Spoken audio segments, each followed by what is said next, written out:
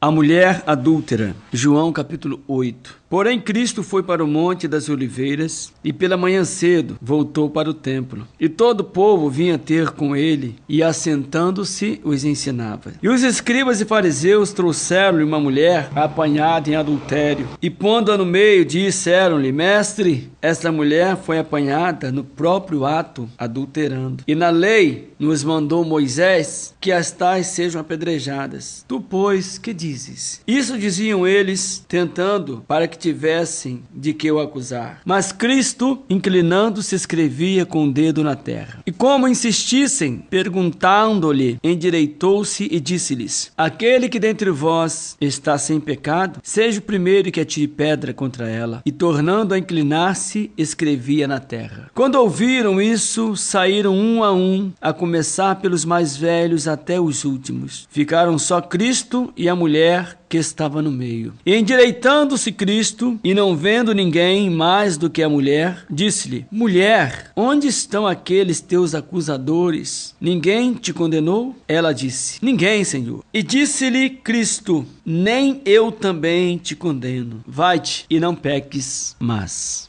A facilidade com que nós temos em condenar as pessoas é simplesmente assustadora. Principalmente aquelas pessoas que se acham melhores, que se acham mais dignas. E com relação a muitos religiosos que se acham mais puros, mais santos. Mas o que isso tem a ver na realidade com Cristo? O que isso tem a ver com o Evangelho? O que isso tem a ver com a Escritura? Aquele que crê em mim, como lemos anteriormente, como diz as Escrituras, rios de águas vivas fluirão do seu interior. Qual a diferença de uma mulher adúltera e de um homem mentiroso? Não há diferença nenhuma. Qual a diferença entre um avarento e um homossexual? Nenhuma. Todos pecaram, diz as Escrituras, e separados estão da glória de Yahvé. Cristo, quando encontrou com Nicodemos, ele disse: necessário vos é nascer de novo. Por que necessário vos é nascer de novo? Porque todos pecaram. Isto significa dizer que todo homem nasceu pecador. Um nasceu com tendência para ser uma prostituta. Outro nasceu com uma tendência para ser um idólatra. Outro nasceu com uma tendência para ser homossexual. Outro nasceu com uma tendência para ser mentiroso. Outro nasceu com uma tendência para ser avarento. Outro nasceu com uma tendência para ser homicida. Outro nasceu com uma tendência para ser indiferente. E cada um nasceu com uma tendência pecaminosa. Uns mais, outros menos,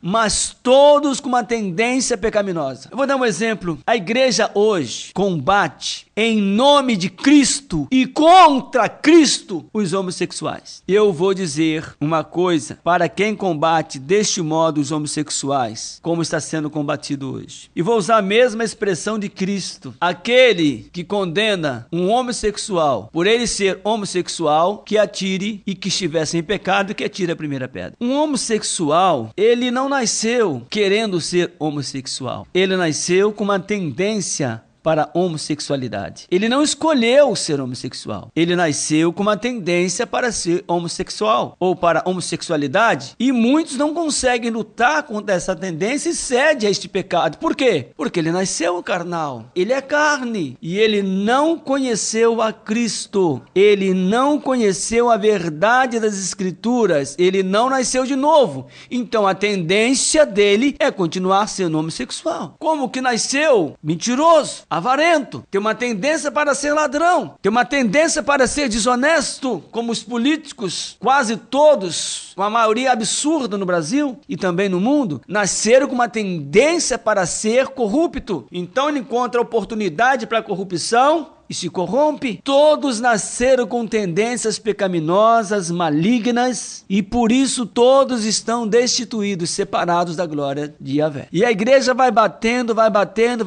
parece que só tem o homossexualismo. Parece que hoje o pecado é só dos homossexuais. Esquece a corrupção, esquece a mentira, esquece o engano, esquecem a diferença. Tanto os homossexuais, como os mentirosos, como os religiosos, como os indiferentes, como os roubadores, como os homicidas, como os patricidas, como os matricidas, como os adúlteros, como os que cometem fornicação, todos precisam nascer de novo. Porque quem nasceu de novo, quem conhece a Cristo verdadeiramente, jamais vai condenar uma pessoa por causa de uma opção de vida que ela tem. Primeiro que você não precisa condenar ninguém, porque há uma lei humana que condena, há uma lei divina que condena. Nós não fomos chamados para condenar ninguém, nós somos chamados para pregar a mensagem da reconciliação, nós somos chamados para pregar a mensagem da salvação, nós fomos chamados para pregar a mensagem do arrependimento, e essa mensagem não é uma imposição. A Escritura diz: aquele que crer e se arrepender e for batizado será salvo, quem não crer será condenado. Crer não é uma imposição. Para você crer não tem lei que te obriga a crer, ou tem? Se não tem lei que te obriga a crer, você não é obrigado a crer, porque não tem lei para isso. Então, se não tem lei que condena as pessoas a crerem, se você julga quem não crê, você se faz transgressor da lei, porque você cria sua própria lei. Mas quem está em Cristo,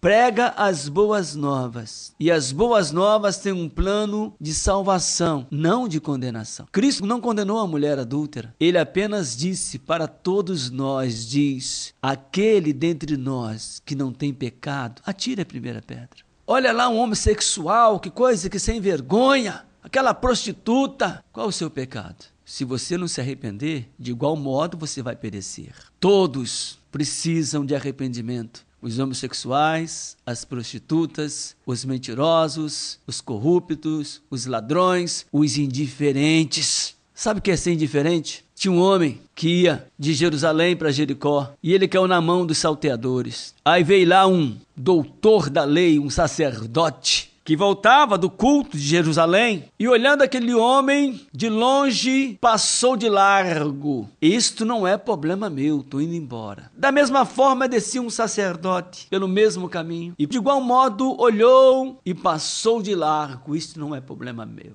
Pelo mesmo caminho vinha um viajante, um samaritano. Ele olhou aquele homem caído, se moveu de íntima compaixão. Diz as Escrituras que aquele homem estava meio morto. Ele pegou aquele homem, colocou azeite e vinho nas suas feridas, colocou sobre a sua cavalgadura, levou para uma estalagem, deu 2 dinheiros ao proprietário da estalagem e disse: cuida dele, cuida dele, cuida dele, cuida dele. Cuida dele, não julgue ele. Eu não quero saber por que ele está jogado no chão. Eu não quero saber o que ele foi. Eu quero que você cuide dele. Quando eu voltar, eu te pagarei. Cristo não te chamou ou não nos chamou para julgar ninguém. Cristo nos chamou para cuidar das pessoas, cuidar das prostitutas, cuidar dos homossexuais, anunciar o amor de Cristo. A igreja chamada cristã está fazendo o contrário. Ela está criando uma guerra contra os homossexuais. E aliás, esse movimento homossexual não tem nada a ver com os homossexuais de fato. Esse movimento é um movimento político de pessoas que estão usando a classe dos homossexuais para se promoverem. Como também o movimento religioso é de homens que estão usando as pessoas religiosas para se promoverem. São 2 movimentos políticos. Um movimento político homossexual que não tem nada a ver com os homossexuais e um movimento político religioso que não tem nada a ver com a igreja de Cristo. Nada a ver. Cristo nos mandou cuidar deles. E a melhor maneira que você consegue cuidar de um homem meio morto, sabe o que é um homem meio morto? Por que aquele homem estava meio morto? Porque nós somos formados de alma, corpo, alma e espírito. O nosso espírito está morto morto e a nossa carne vive. Todo homem nasceu morto espiritualmente, nasceu em pecado. Todo homem que não conhece a Cristo, que ainda não nasceu de novo, está morto espiritualmente, ele é um meio morto. E aí não faz diferença se ele é homossexual, se ele é lésbica, se é prostituta, se é ladrão, se é mentiroso, se é adúltero, se é corrupto, não faz diferença. Ele precisa de tratamento, ele precisa de cuidado, ele precisa de atenção. Agora, o que ele não precisa é de um religioso que vai ao templo, bota a Bíblia debaixo do braço, passa de largo e diz: eu não tenho nada com isso. É o sacerdote. É uma porção de gente que vai ao templo, canta louvores a Cristo, volta para casa, passa pelas pessoas e diz: eu também não tenho nada com isso. Desse tipo de gente, o evangelho não precisa. O evangelho precisa de bons samaritanos. Você sabe que é um bom samaritano? O bom samaritano é aquele que pega uma pessoa nesse estado espiritualmente morta e trata ela com azeite e vinho. O único remédio que pode curar a ferida da alma. Porque o azeite é o símbolo do Espírito Santo e o vinho é o símbolo do sangue de Cristo. Esses dois elementos, o sangue de Cristo, te redime de todos os teus pecados, seja prostituta, seja homossexual, seja lésbica, seja assassino, seja maldizente, seja ladrão, seja fornicador, seja mentiroso, seja corrupto, seja indiferente, seja o que for. Ele te redime de todos os teus pecados. E depois disso, vem o azeite, o Espírito Santo, e te sela para a salvação, e você é uma nova criatura. É disto que os homens precisam. Eu quero dizer para os homossexuais que a igreja de Cristo não condena vocês. Eu quero dizer para os pecadores que a igreja de Cristo não condena vocês. Quem condena vocês são os religiosos. Nós estamos aqui apresentando e te oferecendo o azeite e o vinho. E ela disse: de graça recebestes e de graça dai. A igreja de Cristo agora pode sim. Veja só o que disse Cristo e ao Rúshua. Deixa eu fazer uma palavra aqui do Espírito Santo. Aquele que recebe o azeite e o vinho, aquele que é purificado no sangue e recebe o Espírito Santo, selo da salvação, ele está remido de todos os pecados. Nenhuma condenação há agora para os que estão em Cristo, porque o sangue de Cristo nos remiu, nos redimiu, nos branqueou, nos purificou de todos os nossos pecados. Aí você consegue entender a palavra de Cristo que diz: aquele que estiver sem pecado, atire a primeira pedra. Eu quero dizer para os homossexuais, para as prostitutas, para as lésbicas, para os ladrões, para os fornicadores, para os mentirosos, para os corruptos, para os que estão numa depressão profunda, para os angustiados, eu quero dizer uma coisa para vocês. Eu gostaria de atirar em você uma pedra, de atirar em cada um de vocês uma pedra. Porque hoje eu posso atirar uma pedra em vocês sim, porque eu estou sem pecado. Porque os meus pecados foram lavados pelo sangue de Cristo.